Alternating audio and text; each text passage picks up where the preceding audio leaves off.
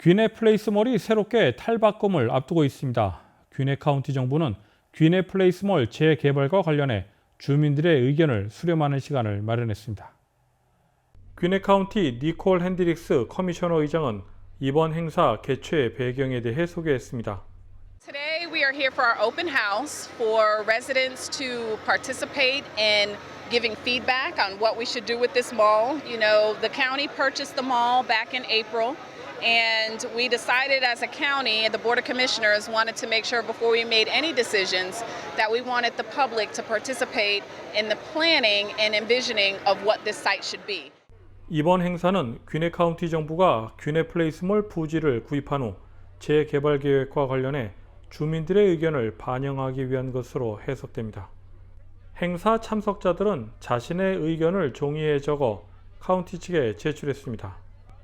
질문들은 각 테이블 위에 놓여 참석자들의 의견을 적도록 마련됐습니다.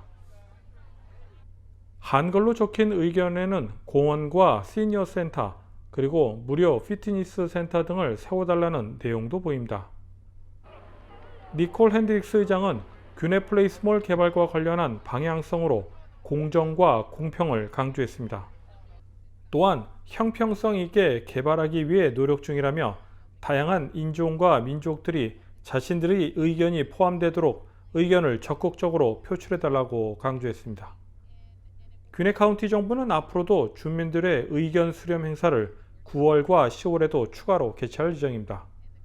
한편 귀네 플레이스몰은 1984년 개점 이후 1990년대 전성기를 누리다 2000년대에 들어서 경쟁과 새로운 변화에 적응하지 못하고 쇠퇴의 길에 접어들었습니다.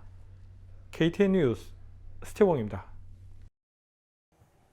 귀네 카운티가 내년부터 387개 교차로에 스마트 도로를 설치할 계획입니다. 이를 위해 주 도로교통부와 설치 협약까지 맺은 것으로 알려진 가운데 스마트 도로가 무엇인지 박진남 기자가 보도합니다. 2022년도부터 기네 카운티 교차로에 스마트 신호등이 구축됩니다. 기네 카운티는 조지아 교통부와 파트너십을 맺고 긴급 차량이나 카운티 소유 차량이 교차로를 쉽고 빠르게 통과할 수 있도록 카운티 도로에 스마트 신기술을 적용할 계획입니다.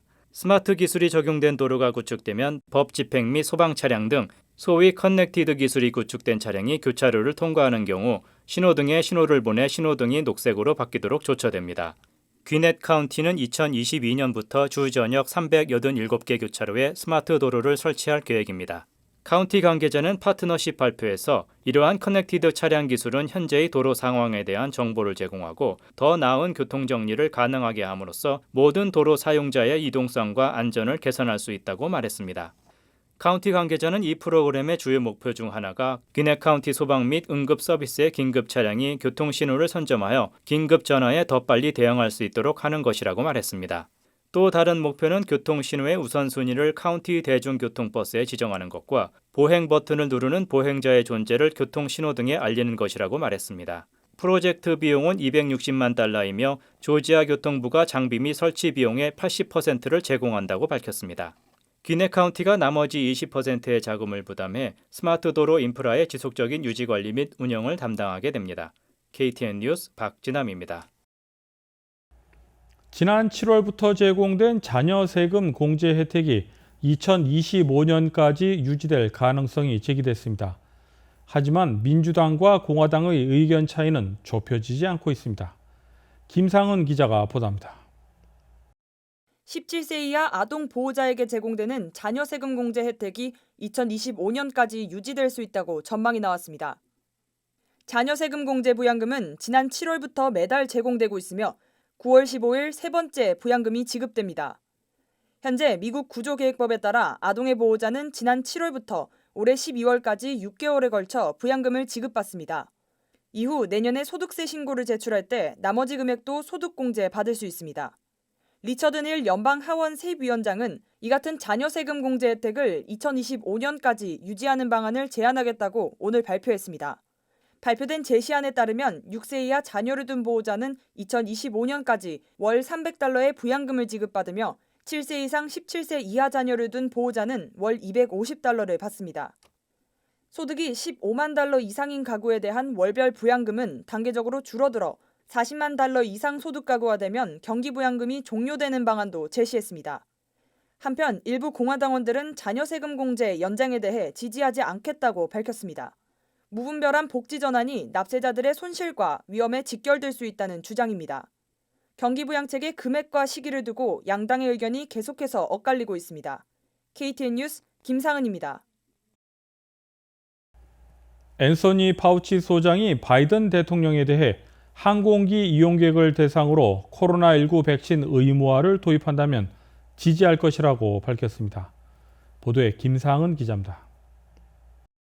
연방질병통제예방센터 CDC가 발표한 지난주 미국 내 코로나19 일일 평균 신규 확진자 수는 13만 6천여 명입니다.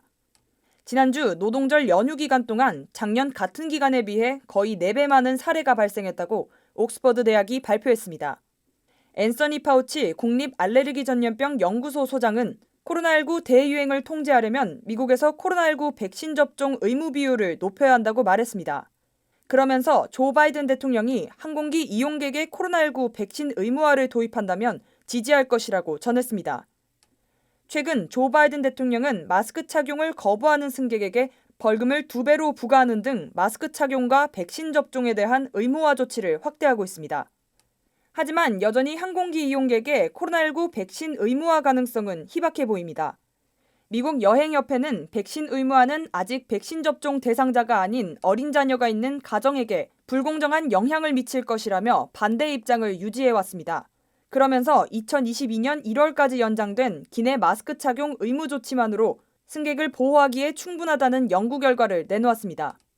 대부분 항공사의 최고 경영자들도 이용객의 백신 접종 의무화에 대해선 회의적인 반응입니다. 스콧 커비 유나이티드 항공 최고 경영자는 승객에게 백신 접종을 의무화하는 것은 논리적으로 비현실적이다며 이를 현실화하기 위해서는 정부 대응과 정부 추적이 잇따라야 한다고 전했습니다. 향후 기내 백신 접종 의무화를 두고 논란이 이어질 것으로 보입니다. KTN 뉴스 김상은입니다. 지난 11일은 9.11 테러가 발생한 지 20주기가 되는 날이었습니다. 박평강 지휘자가 이끄는 애틀랜타 심포니아는 9.11 추모 음악회를 열고 음악을 통해 화합과 치유의 시간을 마련했습니다. 리허설부터 공연 주요 장면까지 KTN 카메라에 담아봤습니다. 일본 소재 킬리언 힐 크리스찬 스쿨.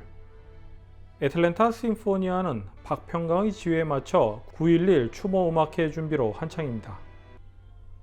소프라노 민보키와 테너 조상범이 데이비 포스터의 이중창 더 플레이어를 맞춰보고 있습니다.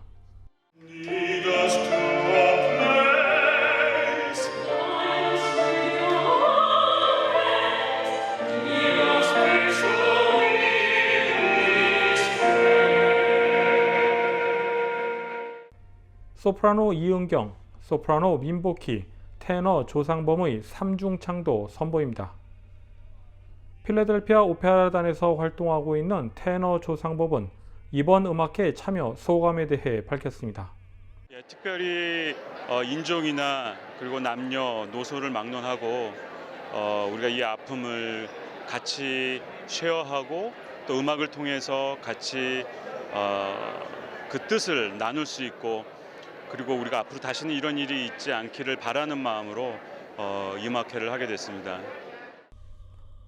이번 연주에서는 아리랑과 넬라 판타지아, You Raise Me Up 등을 비롯한 여러 곡들이 연주됐습니다.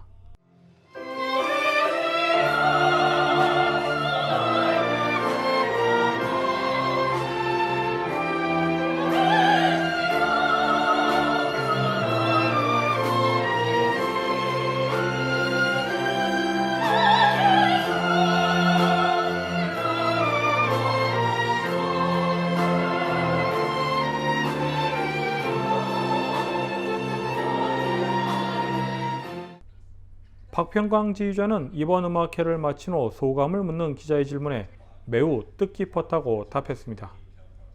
저에게 너무나도 뜻깊었어요. 왜냐하면 이번에 우리 타운에서 한인뿐만 아니라 중국인, 민국인이 다 같이 함께 만든 이 음악회였잖아요. 그래서 너무나도 뜻깊었고 그리고 또 추모 음악회를 통해서 9.11뿐만 아니라 에이시안 테러에 희생당한 분들까지 위로할 수 있어서 저에게는 너무나도 영광스러운 시간이었습니다.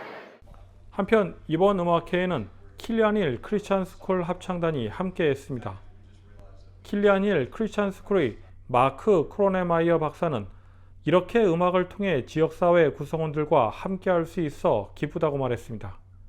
또한 앞으로도 한인사회와 아시안사회 그리고 지역사회와 함께할 수 있는 시간이 계속 이어지길 바란다고 덧붙였습니다. KTN 뉴스 스티븐입니다. 다음은 코로나19 소식입니다. 오늘의 코로나19 현황을 김상은 기자가 종합했습니다. 9월 14일 오후 2시 50분 기준 미국 내 코로나19 누적 확진 환자는 4,219만 7,101명, 누적 사망자는 68만 1,105명입니다. 어제 하루 동안 신규 확진 환자는 28만 9,764명 늘었고 신규 사망자는 2,609명 증가했습니다. 주별 누적 확진 환자는 캘리포니아, 텍사스, 플로리다, 뉴욕, 일리노이 순으로 많습니다. 주별 누적 사망자는 캘리포니아, 텍사스, 뉴욕, 플로리다, 펜실베니아 순으로 많습니다. 다음은 조지아주 코로나19 현황입니다. 오후 2시 50분 집계에 따르면 조지아주의 누적 확진 환자는 116만 9,437명, 누적 사망자는 2만 806명으로 집계됐습니다. 신규 확진 환자는 4,803명 증가했고 신규 사망자는 101명 늘었습니다. 다음은 카운티별 집계입니다. 풀턴 카운티 누적 확진 환자 10만 3,716명, 누적 사망자는 1,451명입니다. 월요일 대비 신규 확진 환자는 316명 늘었고 신규 사망자는 5명 늘었습니다. 귀넷 카운티 누적 확진 환자 10만 1,930명, 누적 사망자는 1,206명입니다. 신규 확진 환자는 305명 늘었고 신규 사망자는 2명 늘었습니다. 이상 오늘의 코로나19 현황이었습니다.